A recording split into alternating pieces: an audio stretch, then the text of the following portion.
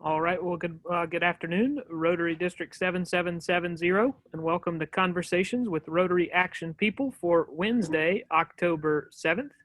I'm your CWRAP host from the Chicora Rotary Club in Myrtle Beach. My name is Donald Hovis. We are pleased to be joined by the Executive Director for Susan G. Komen in South Carolina. Let's give a warm welcome to Lucy Spears. Good morning, Lucy, or good afternoon, sorry. Hey there. We will get to you in just one moment. Got a couple of announcements, but we look forward to your presentation. And thank you for those that are wearing pink today. Appreciate that. To bless our meeting and lead us in the Pledge of Allegiance, District Governor Pauline Levesque. All right, let's bow our heads. Life is the greatest event we will ever be invited to. Today, Lord, you are giving us another chance. Guide us to act justly in all of our dealings. Help us to show kindness, knowing such actions help to overcome people's fears and instill in us the importance of walking humbly through the day before us. We ask your blessing also upon all those who are suffering with cancer, and we bless our speaker today to share her mission of life-saving cancer. We ask this in your name, O Lord. Amen. Stand for the Pledge of Allegiance. I pledge allegiance to the flag of the United States of America and to the republic for which it stands, one nation, under God, indivisible, with liberty and justice for all. Thank you, Pauline. Introducing your CWRAP team, our public image chair from our Rotary District from the 5 Points Rotary Club in Columbia. Good morning or good afternoon, Mary. And our district communications officer from the Somerville Evening Rotary Club in Somerville. He's got the pink Harley shirt on today, minus the purple wig, though. That was the challenge on Monday. Don't have that yet. I don't see the purple wig yet. Oh, maybe it's coming here. Looky there. Challenge accepted. Wow. That's Mr. Terry Moore. Thank you, Terry. You rock. Pink and purple. You get extra brownie points today. All right, and those of you on the Zoom call, thank you for being here too. We want you to go to the chat box and introduce yourself so we know who is here. Give us your name, your Rotary Club, your classification, and then answer this one question. When you were young, what did you want to do as a career? And are you doing that as a career right now? So how about I answer that question for us? And we are excited for Lucy. I was telling everyone on the call before we started that I'm wearing pink every day in the month of October. So Lucy, this is going to be great. We're excited to have you. Well, thank you. I am happy to be here. I have some questions for you, but I know you have a little PowerPoint presentation. Did you want to do the PowerPoint and then the questions? Yeah, let's do the PowerPoint first, and hopefully I'll be sharing the right screen and not my note screen. We'll do that, and then we can follow up with questions, because I think the PowerPoint may sort of help guide some of those questions and give people sort of a better overall look. But I do want to just kind of start off with number one, in answer to your question about what I wanted to do as a child, and am I doing it today? So I wanted to be a stewardess because I wanted to travel and I wanted to help people. And the reality is that I actually have gotten to do that, not as a stewardess, but through my work with Komen and also as a breast cancer survivor myself. I've sort of had the opportunity to see the world, which is really, really cool. We'll back up a little bit about myself and our organization. So I am a breast cancer survivor. I was actually found a lump when I was in my 30s. And for 2 years, my physicians told me, and they are considered some of the top in the area. I'm located in Charleston. And I was told for 2 years I was too young. I had no family history, no known risk factors, just hang on, get my mammogram when I turned 40. Insurance wasn't going to cover it anyway, so just don't worry about it. Well, before I was 40, I was diagnosed with invasive ductal carcinoma. The cancer had spread not throughout my body, but certainly beyond the breast tissue where it was initially found. So I ended up celebrating my 40th birthday with chemo, radiation, and a lumpectomy. In the process of all that, we lost our health insurance. And at that time in South Carolina, the insurance companies were not required to notify you. So we went into my breast cancer diagnosis and treatment without any knowledge of being uninsured at the time. By the time we found out, 6 weeks had passed for Cobra, so we truly faced as a family with 2 young boys what so many of the people that we try to help do. So that's why I do what I do. And with that, I'm going to go ahead and share my screen, and hopefully it's the right one. As you're preparing that, if you have a question for Lucy, how about you post that in the chat box and we'll ask that of her at the end of today's program. Thank you. So hopefully you are all seeing a screen that says Susan G. Komen, South Carolina, where the end of breast cancer begins. Sweet. All right. So a little bit about Komen, South Carolina. We're helping fuel research and advocate for the patients and support people facing breast cancer, but also their families through a variety of patient-centered services. And those of you who are familiar with Komen, you may think this sounds a little different from what you've heard in the past. In the past, we provided funding to other nonprofits to serve the patients in need. We have evolved to serving those patients directly ourselves. We certainly collaborate with the area providers, and really this is all about reducing barriers so anybody who needs care can get the care they need. The organization as a whole for Komen was actually founded in 1982 by Nancy Brinker, who lost her sister Susie to breast cancer. Susie was diagnosed at 32 and died at 36. So Nancy promised her she was going to find the cure. What we know today is there's not a single cure. It is cures that we are looking for. Our mission is to save lives by meeting the most critical needs in our communities and investing in breakthrough research to prevent and cure breast cancer. And we do this through a 4-pronged approach. And this is what makes us a little different from some other organizations.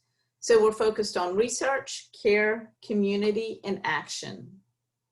The research we're looking at is really about understanding, preventing, and treating metastatic breast cancer. And that's because that is the cancer that has spread to other parts of the bodies.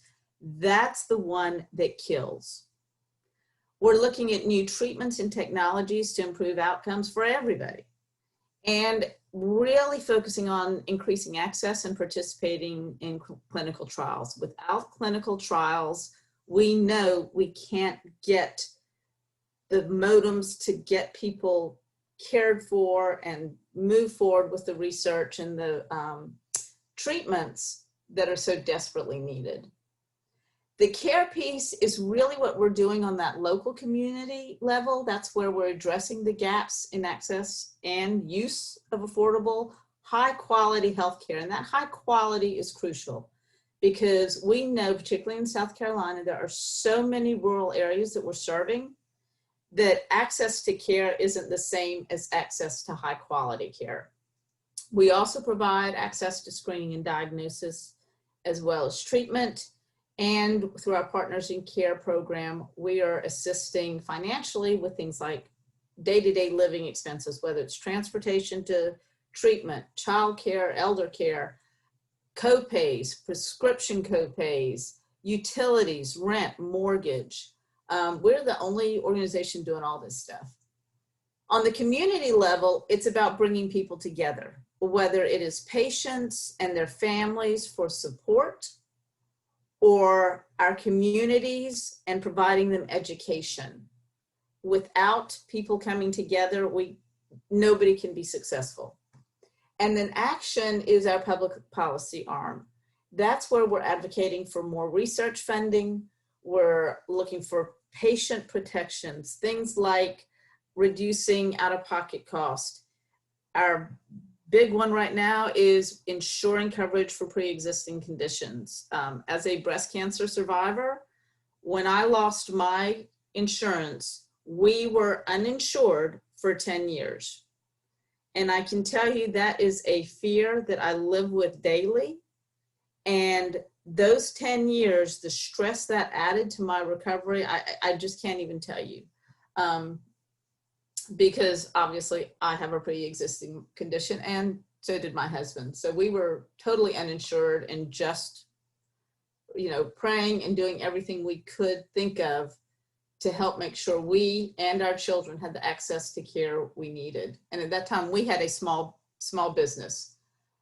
Educating our healthcare providers and our policy makers really about the burden of breast cancer on public health. It is extremely expensive.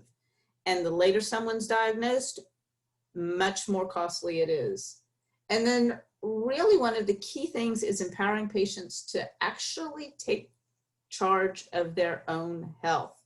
We can't rely on other people to look after us if we're not able to know what we need. So as an affiliate, and a little bit about our structure. So we are a federated model, and I'll talk a little bit more about that. But as an affiliate, Komen, South Carolina has invested more than $11 million in local community health programs. In the past, that was done through those grants to other nonprofit organizations, and they were very specific needs that were highly documented, and so that's how that piece worked. You'll notice this is 45 counties, and if you remember your South Carolina civics, there are actually 46 in South Carolina. York County is actually served by the North Carolina affiliate. So when we have someone from North Carolina, we certainly connect them with resources and make sure that they are connected to the North Carolina affiliate. We've invested more than $4.1 million in breast cancer research as an affiliate. Komen overall is the world's largest funder of breast cancer research, surpassing everybody except the federal government. And then our new direct services program, which is Partners in Care, really we had planned to roll it out right in April, and this little pandemic thing kind of got in the way. But we are up and running. We have a patient navigator on staff who is ensuring that anyone who calls and needs resources, needs connecting to community providers, that they get that regardless of insurance status, regardless of income. None of that matters. It's about making sure everybody has access. The other piece of that is providing financial aid to those who need it most. And we use an eligibility guideline. The financial eligibility guideline is 250% of federal poverty level or below. And I know that's a lot of information, but that's what we're doing now. The big question is, how do we do it? So we are a federated model, which I mentioned earlier, which I think of almost like a franchise. But what that means is we do not receive funding from Susan G. Komen, the national organization, directly, nor do we receive federal grants. We are responsible for raising our own funds. We do it primarily through our More Than Pink walks. We have one in the Low Country, one in the Mountains to Midlands, which is basically up in the Greenville area. And this year it's a virtual one, which means we're bringing the entire state together, which I find very exciting. The other sources, of course, are individual donors, corporate sponsors, third-party events, and then events that we have hosted. But the real challenge right now is COVID. Due to COVID and its impacts, our revenue has declined by more than 90% for this time compared to last year fiscally. Obviously, that severely impacts our mission programs, and our mission programs are our #1 priority. So most of our events, and we are an event-driven organization, or we had been, they've been canceled, they've become virtual events, and all that has led to far less revenue. So that's a little bit about the affiliate. And now I'm going to kind of give you a quick overview of breast cancer in South Carolina and why it's so important for this work to continue.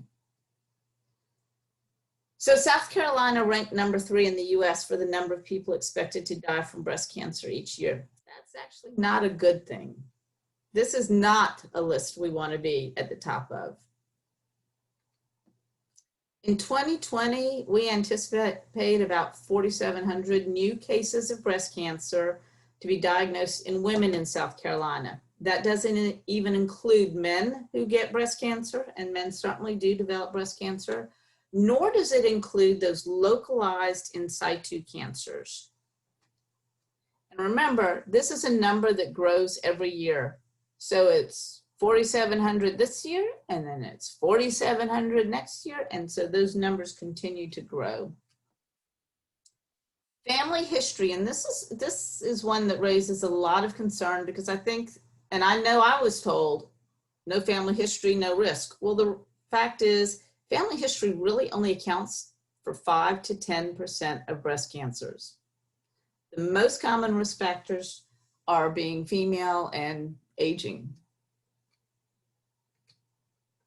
It is the most common cancer in women, regardless of race or ethnicity.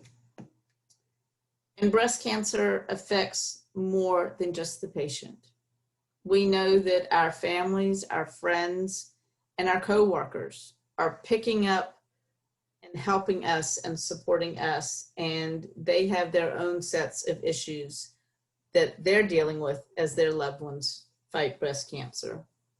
And then men can get breast cancer too, and that really cannot be forgotten. It's one of my very first calls was a gentleman who had breast cancer and didn't know where to turn. And unfortunately, in South Carolina, our state and federal assistance is written for breast and cervical cancer, which meant that if you have cervical cancer, if you don't have a cervix, you didn't qualify for help through that program.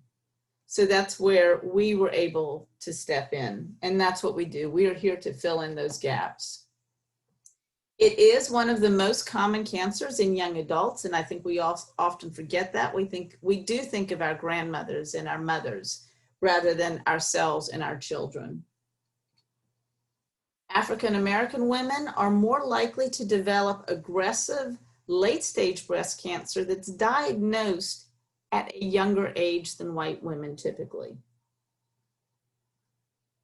And breast cancer is the most common cause of cancer death among Hispanic women.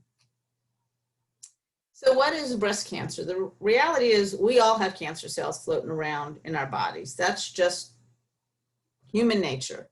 Unfortunately, some of us don't have whatever that little thing is, and that's one of the things they're really looking at on the research that cuts off those cancer cells. So breast cancer is basically just a disease where the cells in the breast tissue divide and grow, which they're supposed to, but they don't have that normal control that kills them off.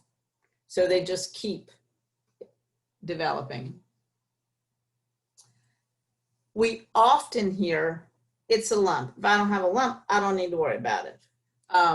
But there are numerous signs and symptoms of breast cancer that are often overlooked or confused for something else. We've got the lump, hard knot, or thickening inside the breast or underarm area. And that just is a reminder that the breast is not just what's up front. It does include that piece of your torso under your arms and down to about mid-belly. Swelling, warmth, or redness, or darkening of the breast. This is actually a pretty aggressive one that needs to be checked out immediately. A change in the size or shape of the breast, and if we were doing this in person, you would see me lean over and explain to you that I'm very lopsided. My right breast is my normal breast. My left breast is where I had a lumpectomy, and it is considerably smaller. I'm lopsided. I know that that's normal for me. But if that's something that happens that is not normal for you and there's no explanation, it needs to be checked out. Dimpling or puckering of the skin. This actually is when the breast takes on the look of an orange peel. And again, it's another exceptionally aggressive breast cancer. It's called inflammatory breast cancer. An itchy, scaly sore or rash on the nipple, a pulling in of the nipple or other parts of the breast. And this one is one that's concerning. And the same is true with the swelling and redness. There are types of breast cancer that do not show up on a mammogram. It requires MRIs and sometimes an ultrasound to find those cancers. A nipple discharge that starts suddenly. Now, this is something that some people have naturally, a nipple discharge, but if it increases or you've never had it before, it definitely needs to be checked out. And then new pain in one spot that doesn't go away. A friend of mine she was in her 20s when the pain developed. And like me, it wasn't until a few years later that she was finally diagnosed, because she was told it couldn't possibly be cancer because it hurt. Tumors grow, they're pressing on other things, including nerves. So yes, pain can certainly be indicative of an issue. But we're really not here to scare people about breast cancer. You know, it is a risk for 1 in 8 women, and we know what a lot of the risk factors, and we find more and more. When I was told I had no risk factors, and this was almost 17 years ago now, I can now look at the risk factors that we know and check off a handful of them. Everything from loving milk, dairy was a huge piece of my life, to trying to think of some of the other things. Oh, dense breasts. I have dense breasts, which has nothing to do with breast size. It's all about the amount of breast tissue. So breast self-awareness is what we encourage everyone, men and women, and there are different avenues for men and women depending on sex and risk factors, but everybody should know their risk. Is there a family history? Are there things in your own life that you can or cannot control that may increase your risk or reduce your risk? Get screened, and we'll talk a little bit more about that briefly. It's one of those things that there's always a heated debate around. Know what's normal for you. To me, that is the crucial one. If it's not normal, I don't care where it is on your body. If it's not normal, get it checked out. And make healthy lifestyle choices. We'll go through these really quickly. Knowing your risk is talking to your family about your family health history. And I know from my experience, we really don't have a history of breast cancer. Lupus is something that pops up in our family. And we didn't know that until my mother was diagnosed. And we happened to look at diaries of other members of the family who were complaining of rashes, achy joints, and a number of other things that we now know are lupus symptoms. And so we can easily say they very likely had lupus. That's a concern for our family, and we stay on top of that. And, you know, I hear from families with breast cancer, well, grandmom never told us, and we never knew what was wrong with her, but it was a female problem, and we couldn't hug her because it hurt. So those are the clues. And then, of course, talking to your doctor about your own personal risk of breast cancer. And that can include everything from when you have children, if you have children, when you started periods, when you started menopause. And then for men, it's more about other cancers in the family. We know breast, prostate, and ovarian cancers tend to be tied together. Screening, ultimately, you need to talk to your doctor about what's right for you, particularly if you're at higher risk. In general, we suggest having a mammogram starting at 40 if you're at average risk, and having a clinical breast exam at least every 3 years starting at around 20. The reality is, those are guides. They're suggestions. And Komen is not in the business of setting those guidelines. We leave that to people like the American Cancer Society. We know what we see. We're seeing younger and younger women diagnosed well before they're 40.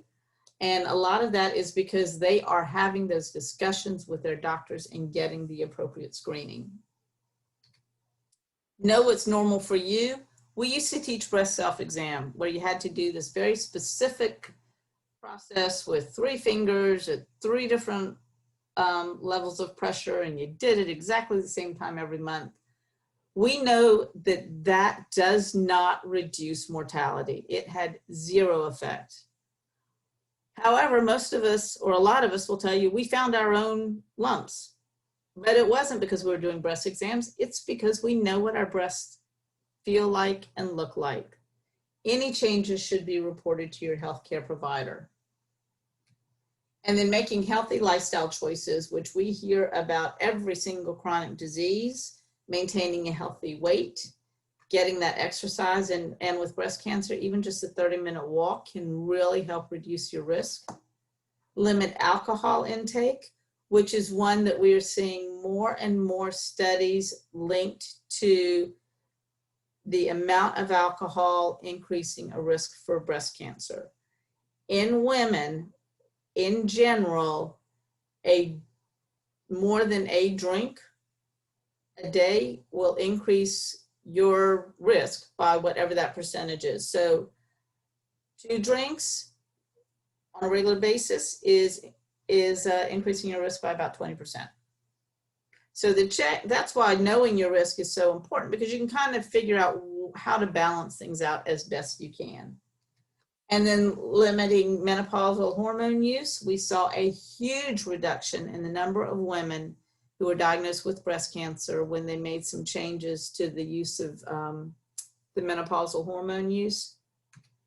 And then if you happen to be having children, breastfeeding. We know it does help reduce your risk. This goes back to Partners in Care, and we truly are a phone call away. We have staff members in Charleston as well as Greenville, and our lay patient navigator is actually located here in the Charleston area, but we obviously serve everywhere it's needed. And she can provide education resources, obviously the lay patient navigation that I mentioned, and financial aid for qualified patients. And our website has a lot more information on that should you need it. And then, of course, I would be remiss if I didn't ask for your support so that we can continue our mission. October 24th is our virtual More Than Pink Walk. Again, that's typically in the past, one's been in Charleston, one's been in Greenville. And I always hated that because when you're serving the state, you're leaving out the vast majority of the state. I love the virtual walk because anyone can participate wherever they are. And that pretty much sums up the formal presentation. So I am more than happy to answer questions or whatever you may have. Well, thank you for your presentation. Very, very informative. We do have several questions that have been posted in the chat box. I'll ask you those here in just a moment. What I will say, though, is Terry has posted the Purple Pinky Polio Power in Polio Now background in the chat box. For those of you on the Zoom call and you're doing Rotary-themed Zoom calls in the month of October, we'd love to see you use this virtual background.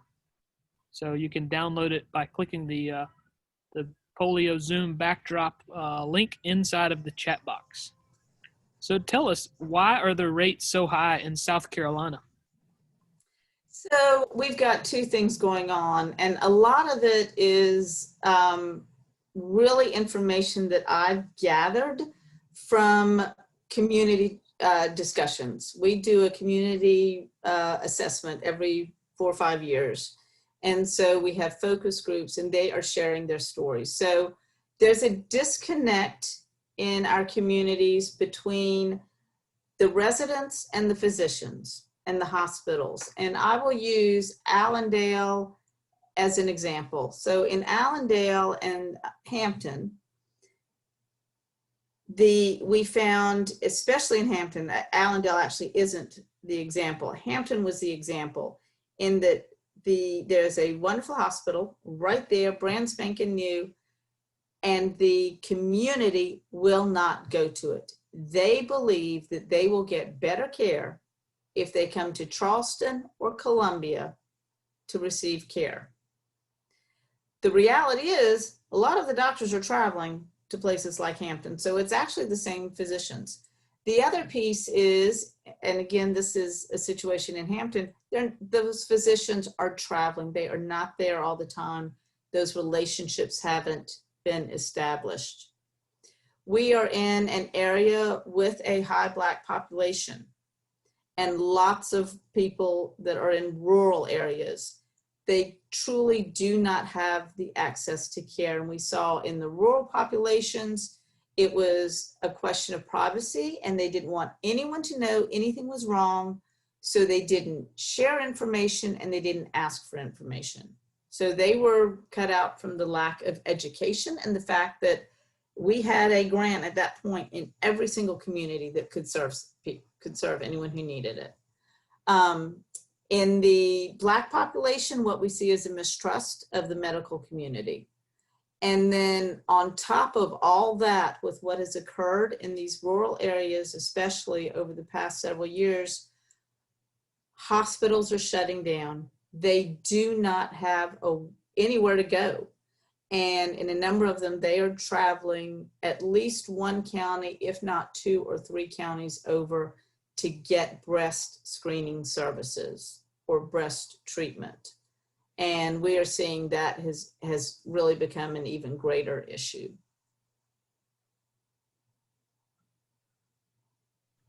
So talk to us now about how does the dense breast tissue affect detection and treatment? Great question. So it's actually led to one of our advocacy priorities. So with dense breasts, again, it has nothing to do with size. It's the amount of breast tissue. And the more breast tissue there is, the more difficult it is to find that tiny little pinpoint of cancer or calcifications that may be indicative of cancer. So it really amounts to a more difficult picture to look at. And then they're looking into, and we don't have a firm answer on that, whether dense breasts are what actually puts someone at higher risk, which is the current thought, or whether it's the delayed and more difficult diagnosis with someone with dense breasts. But we do believe that it is the dense breasts themselves that increase risk. And we have actually, and South Carolina thankfully passed this last year. We worked with several organizations and the governor passed the law that if a woman has dense breasts and it's identified on her mammogram, she must be notified so that she knows this is an increased risk. I will tell you from personal experience, I am someone who benefits from a 3D mammogram because my dense breast, a standard 2D mammogram doesn't give you quite as good a picture. However, insurance, even though mammograms are required, screening mammograms are required to be covered, insurance will not pay for that 3D mammogram, only a 2D mammogram. So for someone like me, it's not giving me as good a picture as I actually need. So that's another piece that we're actually fighting on. So do you partner with any of the other cancer organizations, maybe like American Cancer Society or anything, to meet shared goals? Absolutely. And it's funny because I think people see us as adversaries. And I have always, up until this year, I was always the director of our mission programs. I'm telling you right now, Cancer Society was one of my go-to partners, still are. I'm actually the chair of the Women's Cancers Task Force for the South Carolina Cancer Alliance. And our work on both the public policy issues, and I would say primarily in South Carolina, it's been public policy issues. We work closely with American Cancer Society because we do have shared goals. We are all looking for these same things, but there are some differences in the organizations and what we're able to do on the local levels. And so we often find that, unfortunately, I'm not able to refer to them the way I used to be because they had a lot more local programs, but I frequently am getting referrals from them because of programs that they unfortunately don't have the finances. The advocacy, I would say, is the key thing, and that is one of their major focuses. And they're the ones that are gathering the data, the statistics for other organizations to be able to use and determine how our programs need to be adjusted to make those impacts. Talk to us now about what are the latest suspected causes of breast cancer? That's a long list, and honestly, I hesitate to go into it because there's so much that is constantly changing in the research. We've yet to figure out the actual causes. What we're looking at are genetic links, our own human genes, and which ones are causing which things to happen. Like, clearly there is something that is saying, hey, you're not, you don't have the gene that is, or it's a messed up gene that isn't cutting off the growth and division of the cells. We do know that there are risk factors like late menopause and early onset of periods that increase your risk. A lot of the environmental concerns, which I will tell you personally had always been a major concern of mine. We don't have the conclusive evidence that we need, but we do know that certain industries, particularly those who are in agriculture and dry cleaning, have a much greater risk. And we have seen that people who have to work at night are at greater risk. So it's more about the things that we have seen can increase our risk than having those firm answers that we're really searching for. All right. And earlier you talked about SITU cases. I'm not sure what that stands for, but you said the numbers do not include in the SITU cases for South Carolina. Do you have any idea how many in the SITU cases there are in South Carolina? So I do not. They are reported separately and aren't necessarily part of our full cancer registry information. So we call it in situ, and what it means is it is a cancer that is still where it began. So it is a tiny little cancer. You may hear someone who's been diagnosed as a stage 0. That's probably what they're referring to. And the cancer hasn't really developed and started spreading. So basically your cancer starts as an in situ cancer. And in my case, it was in my milk ducts. And then as it grows and expands, it becomes more of a localized, so it stayed in the milk duct, but then it grew even more, and it actually covered more of my breast. And then if it gets into lymph nodes, that's where it spreads to other parts of the body and becomes metastatic. You talked earlier about funding, but do you receive any support from state government? We do not. Nope. We are supported entirely by private donors and foundations. We feel very strongly that we need to be able to do what's right for our communities, and there's actually two pieces. Doing what's right for the community, because it is not a one size fits all. And there's also an incredible amount of reporting, and that reporting takes staff, and we don't have the staff. So our focus has been on our local communities and our local work. Well, we do appreciate you joining us here this afternoon and sharing the mission and the great things that Susan G. Komen is doing around the state. So really do appreciate it. Absolutely. Thank you very much for having me.